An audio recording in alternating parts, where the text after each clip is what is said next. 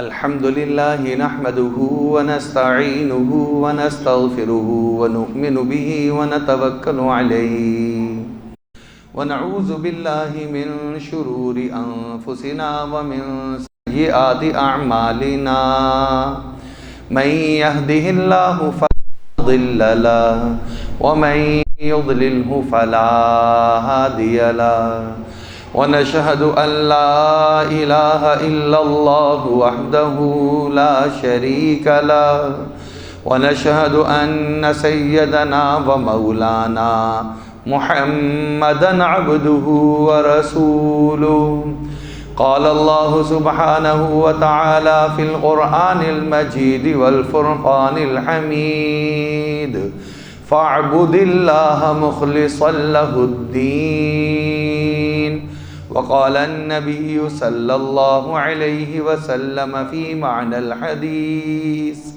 إنما الأعمال بالنيات وقال الله سبحانه وتعالى في مقام آخر وما أرسلنا من قبلك من رسول إلا نوحي إليه أنه لا إله إلا هو صدق الله العظيم وصدق رسوله النبي الكريم ونحن على ذلك لمن الشاهدين والشاكرين والحمد لله رب العالمين۔ میرے معزز سامعین کرام اور رفقاء کرام، حق سبحانہ و تعالیٰ کا بے پناہ کرم ہے، فضل اور احسان ہے۔ حق سبحانہ و تعالیٰ نے ہمیں ایمان کی سلامتی کے ساتھ، صحت کی عافیت کے ساتھ ایک مرتبہ پھر اپنے گھر میں آنے کی توفیق مرحمت فرمائی ہے، اور جمعۃ المبارک جیسے بابرکت دن میں صلاۃ الجمعہ جیسی بابرکت نماز ادا کرنے کے لیے پچھلے جمعۃ المبارک سے لے کر اس جمعۃ المبارک تک جس قدر غلطیاں، کوتاہیاں اور گناہ کے کام ہم سے سرزد ہوئے، ان گناہوں کو حق سبحانہ و تعالیٰ کی بارگاہ سے معاف کروانے کے لیے ایک مرتبہ پھر اپنے سامنے سجدہ ریز ہونے کی توفیق مرحمت فرمائی ہے۔ میرے معزز سامعین کرام اور رفقاء کرام،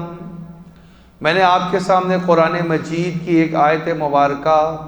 اور آپ صلی اللہ علیہ وسلم کی ایک حدیث مبارکہ، ان دونوں کا ایک ایک حصہ، ایک ایک ٹکڑا تلاوت کرنے کی سعادت حاصل کی ہے۔ آج کا جو ہمارا موضوع ہے اور جو آیت مبارکہ کا حصہ اور آپ صلی اللہ علیہ وسلم کا فرمان مبارک میں نے آپ کے سامنے پڑھا، اس کے اندر میرے لیے، آپ کے لیے زندگی گزارنے کے لیے اپنے آپ کو ہر قسم کے غم سے بچانے کے لیے، اپنی زندگی کو انتہائی ہلکا پھلکا رکھنے کے لیے ایک بہترین اصول اللہ رب العزت نے بیان فرما دیا ہے۔ ہم میں سے ہر ایک شخص یہ چاہتا ہے کہ غم میری زندگی میں آئے ہی نہ، اور اگر غم آ جائے تو وہ میری زندگی میں زیادہ دیر تک رکے نہیں، ٹکے نہیں۔ غم کی جو شب ہے، غم کی جو رات ہے، غم کے جو اندھیرے ہیں، وہ میری زندگی میں سے جلد نکل جائیں، جلدی ختم ہو جائیں، اور میں اطمینان، سکون، سلامتی اور خوشی والی زندگی وہ جیوں، مجھے کسی سے غم ملے ہی نہ، میرا دل پریشان ہی نہ ہو۔ یہ ہم میں سے ہر ایک انسان چاہتا ہے، اور یہ ہے بھی ایسی مبارک چیز جس کو چاہنا بھی چاہیے، جس کے لیے دعا بھی کرنی چاہیے،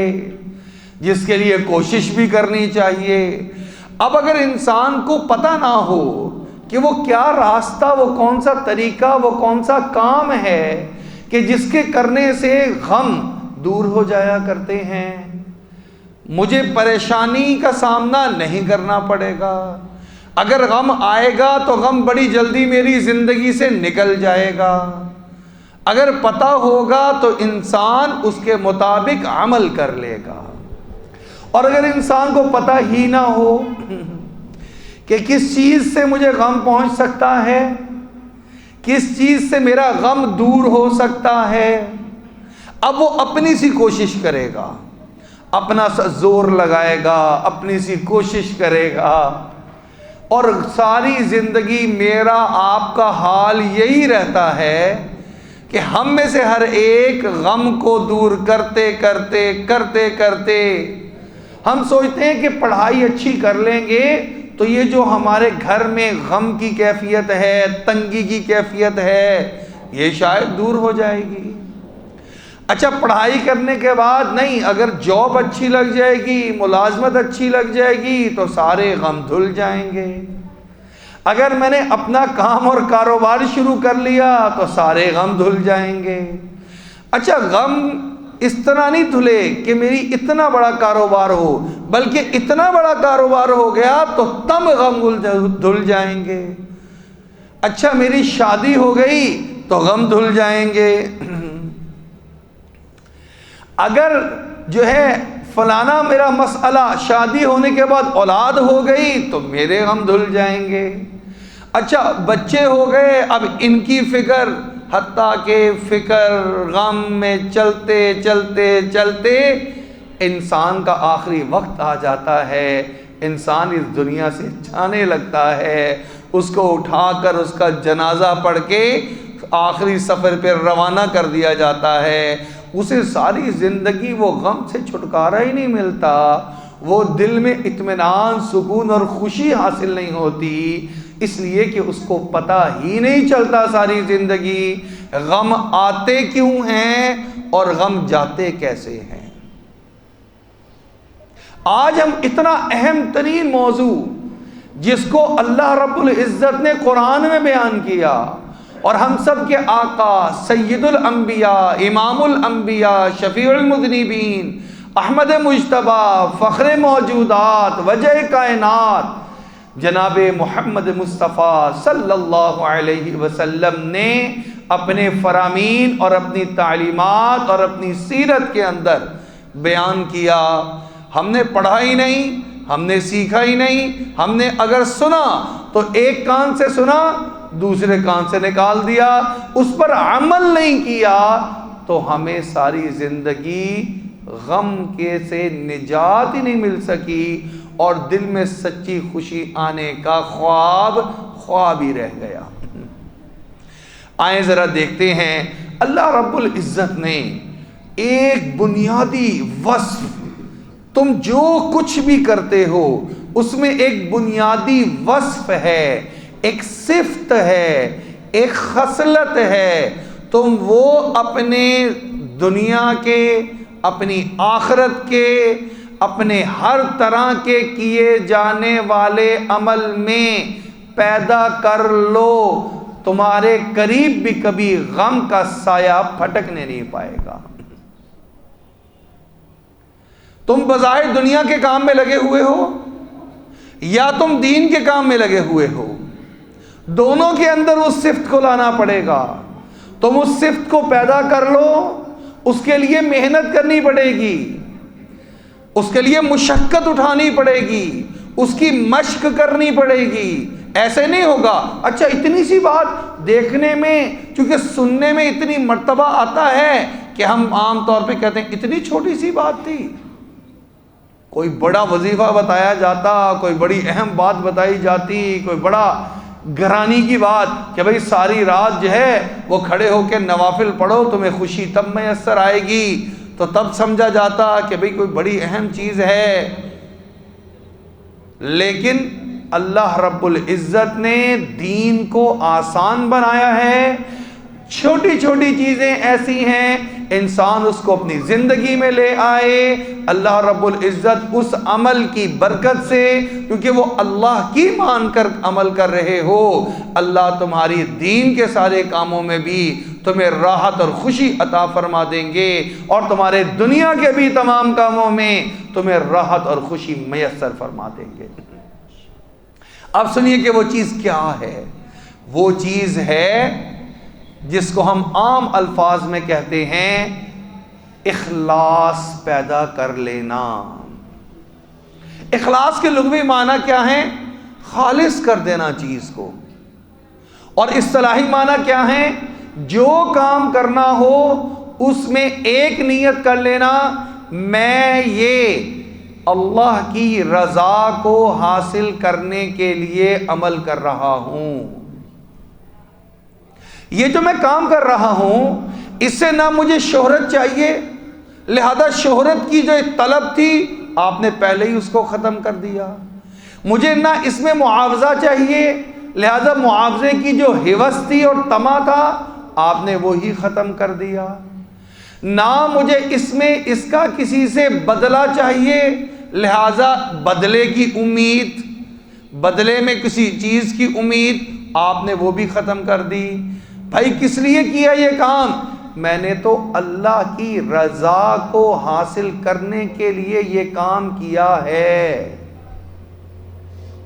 آپ کی زندگی، آپ کا دل، آپ کا دماغ، آپ کا دنیا کا کام، آپ کا آخرت کا کام، ہر کام آپ کے دل کو خوشی دینا شروع ہو جائے گا۔ اللہ رب العزت نے اس مضمون کو اپنے دلوں میں اخلاص پیدا کرو اتنا بیان فرمایا ہے، اتنا بیان فرمایا ہے کہ ہمیں انبیاء کی دعوت میں بھی یہی نظر آتا ہے۔ وَمَا أَرْسَلْنَا مِن قَبْلِكَ مِن رَّسُولٍ إِلَّا نُوحِي إِلَيْهِ،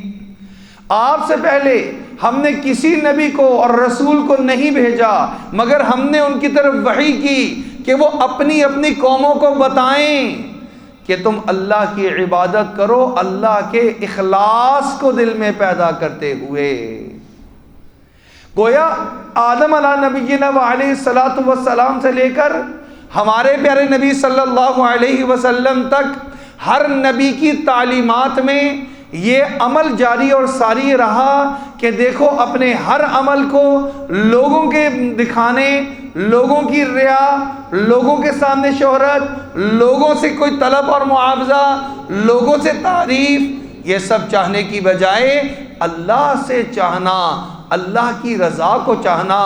اللہ کو چاہنا، یہ نیت کر لو، پھر تم دیکھو تم نے مخلوق سے امیدیں توڑ کر خالق سے امیدیں لگا لی ہیں۔ وہ خالق کائنات جس کے پاس اصل میں خوشی کا خزانہ ہے، تم نے اس کے دروازے کو کھٹکھٹا دیا، عمل کیا مخلوق کے ساتھ نیکی کا، کسی کی مدد کی ہے، کسی کا ہاتھ بٹایا ہے، کسی کے ساتھ حسن سلوک کیا ہے، لیکن اس سے نہیں اللہ کا دروازہ کھٹکھٹایا، یا اللہ تیرے لیے کیا ہے۔ ساری چیزوں کے خزانے اس رب کے پاس تھے، اس رب نے اپنے خزانوں کے دروازوں کو تمہارے لیے کھول دیا ہے۔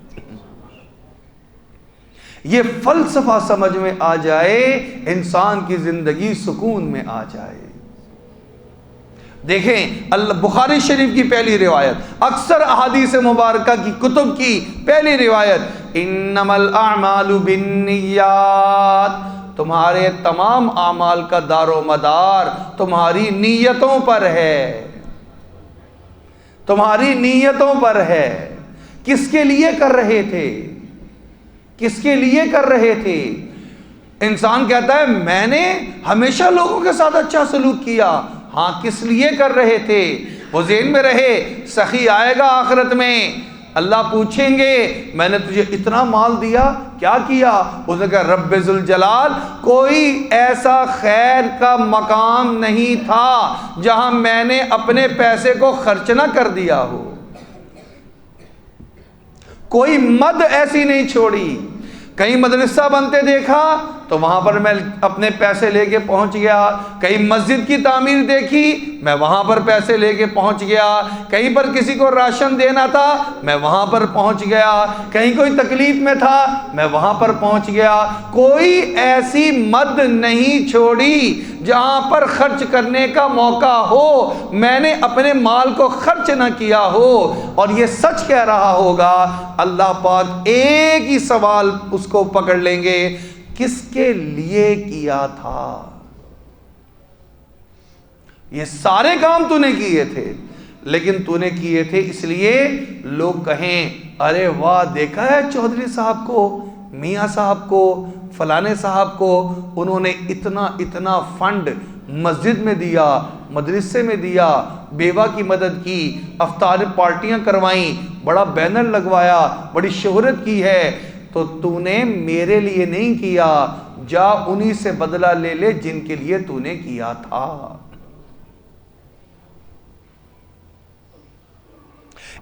انسان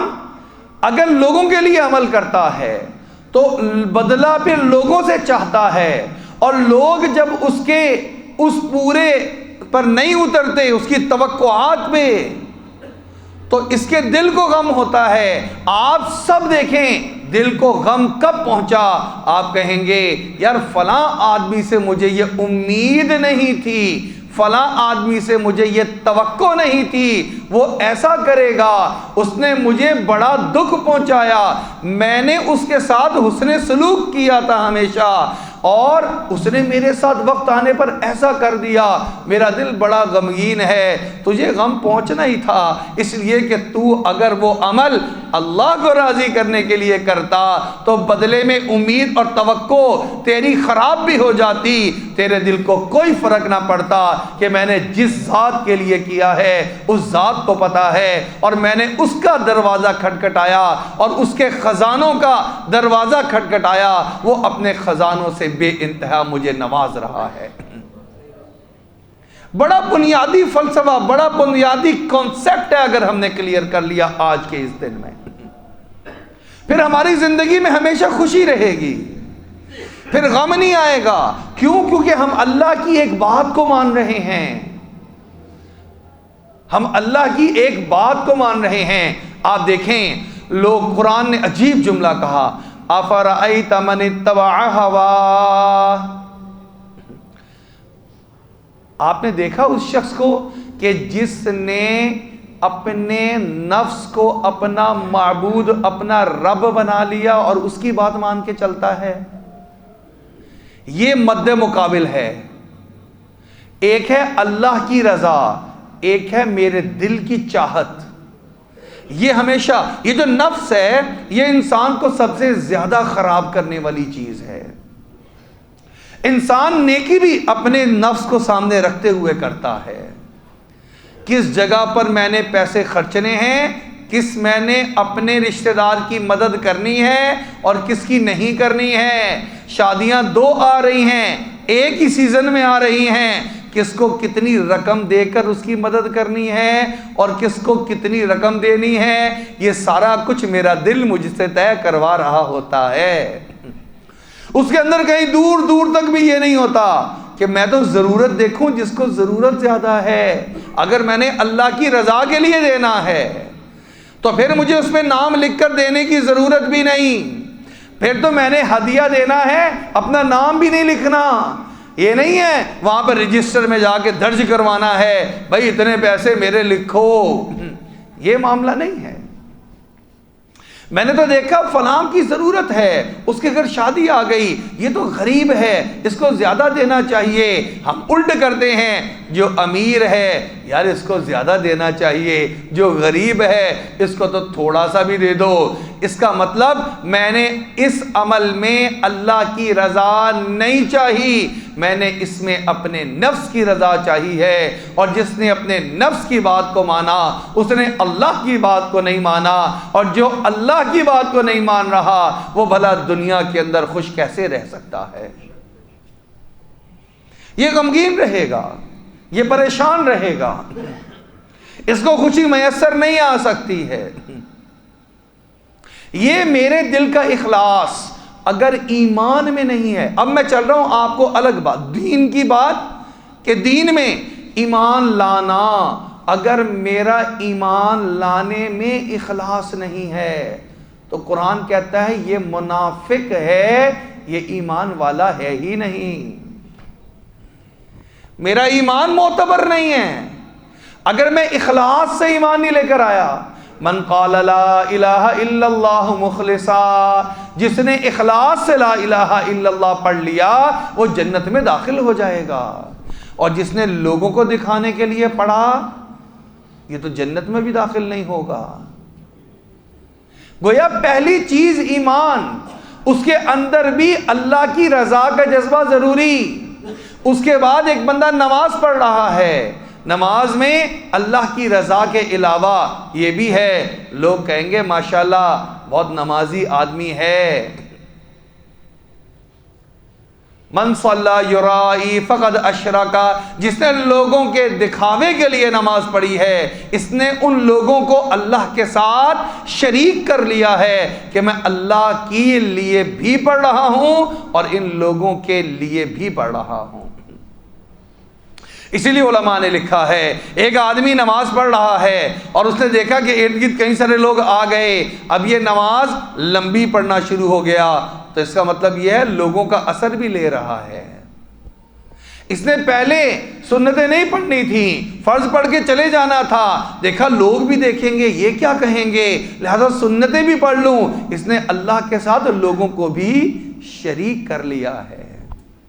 میں یہ نہیں کہہ رہا کہ سنتیں نہیں پڑھنی یا نیک اعمال نمازیں لمبی نہیں پڑھنی، اپنی نیت کو درست رکھنا ہے۔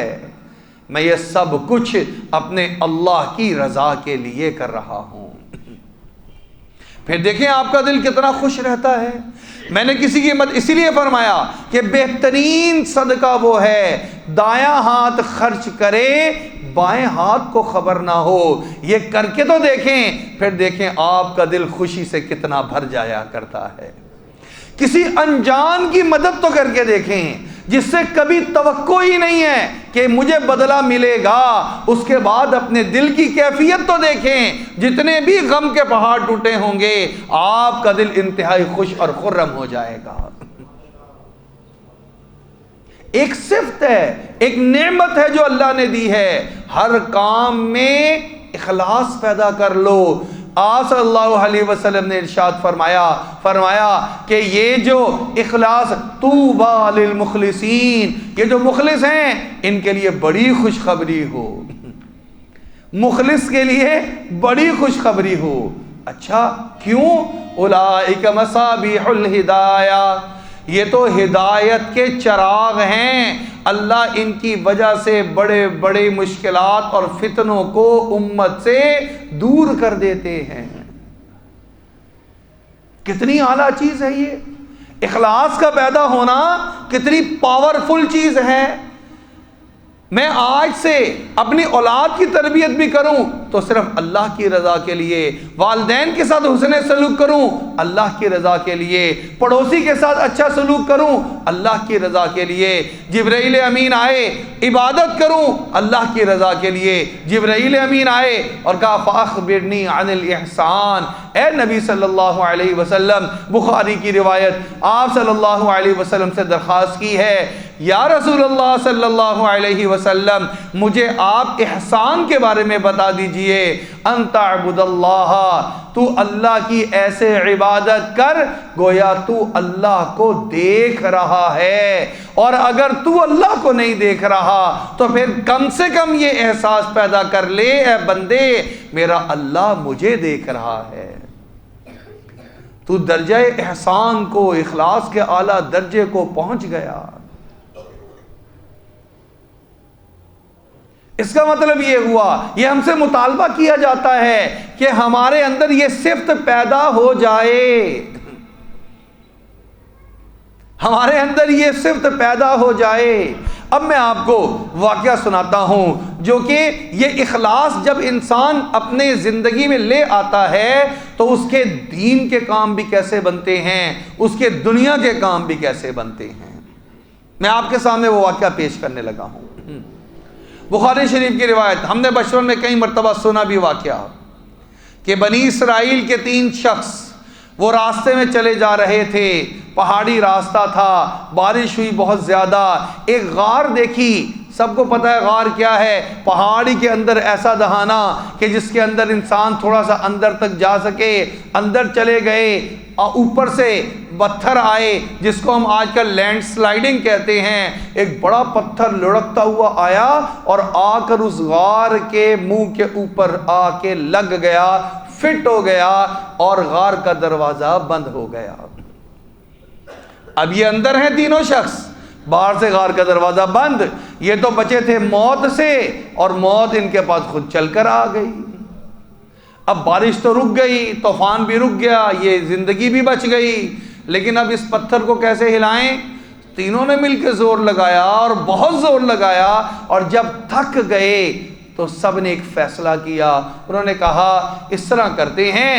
اس رب کے دروازے پہ دستک دیتے ہیں، اس خالق کائنات کے دروازے کو کھٹکھٹاتے ہیں۔ ہمارے اپنے تو سارے وسائل ختم ہو گئے، ہماری اپنی ظاہری امیدیں ختم ہو گئیں، جیسے کہ کوئی مریض ہو اور آخری دم پہ پہنچے تو ڈاکٹر کہتے ہیں بس اب ہمارا کام ختم ہے، اللہ سے دعا کرو، اللہ ہی کی ذات ہے جو ان کو صحت دے دے، ہماری طرف سے تو جواب ہے، ان کو اب اپنے گھر لے جاؤ۔ انسان کے سامنے جب یہ کیفیت آتی ہے، پھر سارے اسباب کو چھوڑ کر وہ مسبب الاسباب کی طرف توجہ کرتا ہے۔ چنانچہ ان تینوں نے بھی کیا کیا، سب بیٹھ گئے۔ ایک نے کہا اے رب ذوالجلال، اے خالق کائنات، تجھے اچھی طرح پتا ہے میرے پاس بکریاں ہیں، جانور ہیں، میں دور سے ان کے لیے چرانے کے لیے جاتا ہوں اور لے کر آتا ہوں، میں اس کے بعد جب دودھ نکالتا ہوں سب سے پہلے اپنے والدین کو پیش کرتا ہوں، اس لیے کہ تیرا رب، تیرا حکم ہے وَبِالْوَالِدَيْنِ احسانا، والدین سے حسن سلوک کرو، لہٰذا میں خود پینے سے پہلے، اپنی بیوی کو دینے سے پہلے، اپنے بچوں کو پلانے سے پہلے اپنے والدین کو پلاتا ہوں۔ ایک دن بہت لیٹ آیا، میرے والدین تھک کر سو گئے تھے، میری بیوی بچے جاگ رہے تھے، بھوکے تھے، میں آیا، آگے دودھ نکالا، دودھ نکال کے جب میں گیا اپنے والدین کے کمرے میں، وہ آرام کر رہے تھے۔ اب ایک دفعہ میرے دل میں آیا میں بچوں کو اور بیوی کو پلا دوں، خود بھی پی لوں، دوسری طرف آیا نہیں، والد کا اور والدہ کا زیادہ حق ہے، پتہ نہیں بچتا ہے کہ نہیں بچتا، رات کو کہیں اٹھیں تو بھوک نہ لگی رہی ہو۔ چنانچہ میں سرہانے ہی بیٹھ گیا، سرہانے ہی کھڑا رہا، ساری رات گزر گئی، ان کی بھی جاگ نہیں آئی، میں نے خود بھی نہیں پیا، بچوں کو بھی نہیں پلایا، بیگم کو بھی نہیں دیا، خود ہی اٹھے وہ تو میں نے پیش کر دیا، اے والد محترم، اے والدہ، یہ دودھ ہے، آپ نوش فرما لیجئے۔ اگر میرا یہ عمل اے اللہ آپ کی رضا کے لیے ہے، اخلاص کے لیے ہے، تو یا اللہ آج میری جان اس مشکل سے چھڑا دے اور مجھے اس سے نجات عطا فرما دے۔ اللہ رب العزت کا حکم آیا اور وہ پتھر اپنی جگہ سے ذرا سا سرک گیا اور روشنی نظر آنے لگ گئی، لیکن نکل نہیں سکتے۔ اب دوسرا آدمی دعا کرنے لگا، اے باری تعالیٰ تجھے اچھی طرح پتا ہے میری رشتہ دار، میری چچا کی بیٹی، مجھے اس سے بڑا محبت اور پیار تھا، میں رشتہ بھی کرنا چاہتا تھا لیکن رشتہ نہیں ہو سکا، اور میں جب رشتہ نہیں ہو سکا تو میں چاہتا تھا کسی بھی طریقے سے مجھے یہ حاصل ہو جائے، چاہے حلال طریقے سے چاہے حرام طریقے سے۔ میں نے حرام طریقے سے اس کو حاصل کرنا چاہا، وہ تیری نیک بندی تھی، اس نے ہمیشہ انکار کیا۔ ایک مرتبہ اس کے حالات معاشی خراب ہوئے، وہ میرے پاس چچا زاد بھائی کے ہونے کے ناطے قرض مانگنے آئی، میں نے کہا ٹھیک ہے قرض دے دوں گا لیکن پہلے تجھے اپنے اوپر مجھے دسترس دینی ہوگی۔ اس نے قبول کر لیا، میں نے اس کو 120 دینار دے دیے، میں بڑا خوش۔ جب اس کے قریب آیا اس نے کہا اے میرے چچا زاد بھائی اتق اللہ، اللہ سے ڈر، آج تک یہ برا کام میں نے نہیں کیا، آج مجبور ہوں پیٹ کی خاطر، تو جانتا ہے، تو میرے ساتھ یہ برا فعل نہ کر۔ اس کا کہنا میرے دل پہ اثر کر گیا اور میں اللہ تیرے نام کی وجہ سے رک گیا، اگر وہ میرا عمل صرف تیری رضا کے لیے تھا تو آج میری جان بخشی کروا کے مجھے اس مصیبت سے نجات عطا فرما دے۔ اللہ رب العزت کا امر آیا اور وہ اور تھوڑا سا سرک گیا، ہاں تیرا وہ عمل میرے لیے تھا،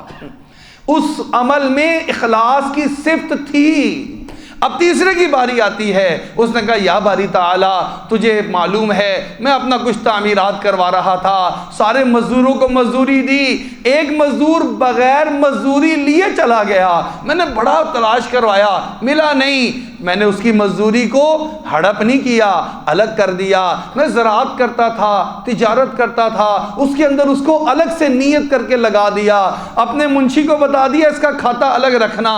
اور وہ کئی سال کے بعد واپس آیا تو وہ اس کا تھوڑی سی رقم بڑھتے بڑھتے وہ تو بڑے مال مویشی تک پہنچ چکی تھی۔ وہ میرے پاس آیا اور آ کر اس نے کہا جناب مجھے پہچانا؟ میں نے کہا نہیں پہچانا۔ میں نے کہا میں وہ شخص ہوں تمہارے پاس خدمت کی تھی، مزدوری کی تھی، بغیر مزدوری کے میں چلا گیا تھا، آج مجھے ضرورت پیش آئی ہے، لاؤ میری مزدوری مجھے دے دو۔ میں نے کہا ہاں اللہ کے بندے یاد آیا، تو وہ شخص ہے اور میرے ذمے پہ تو نے اتنا بوجھ ڈالا ہوا ہے، آ ادھر۔ اور آ کر کہا یہ جتنے مال مویشی ہیں یہ سارے تیرے ہیں۔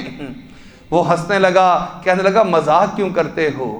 یہ ایسے ہی ہے جیسے کوئی آدمی سال بعد آگے کہے یار میں تمہارے پاس مزدوری ایک دن کی کر کے گیا تھا، لاؤ 500-700۔ بندہ کہتا ہے یہ سارا کاروبار ہی تیرے نام لگا دیتا ہوں، یہ سارا کام تجھے ہی دے دیتا ہوں، پھر تو مذاق تو نہیں کر رہا مجھ سے؟ انہوں نے کہا اللہ کے بندے مذاق کیوں کروں گا، تیرا مال ہے، تجھے مبارک ہو، میں تو امین ہوں اس کا۔ چنانچہ اس شخص نے بھی وہ سارا مال لیا اور لے کے میرے سامنے چلا گیا۔ اگر وہ میرا عمل اخلاص سے تیری رضا کے لیے تھا، اے اللہ آج میری جان اس مشکل سے چھڑا دے۔ پتھر اپنی جگہ سے لڑکتا ہوا نیچے گیا، تینوں کی جان بچ گئی۔ علماء اور مفسرین و محدثین لکھتے ہیں جس شخص کی زندگی کے ہر عمل میں اخلاص کی صفت پیدا ہو جاتی ہے وہ دنیا کے کسی کام کے اندر پھنستا نہیں ہے، اللہ رب العزت اس کی حفاظت فرما دیتے ہیں۔ یہ ہے وہ راز زندگی میں خوشیاں لانے کا،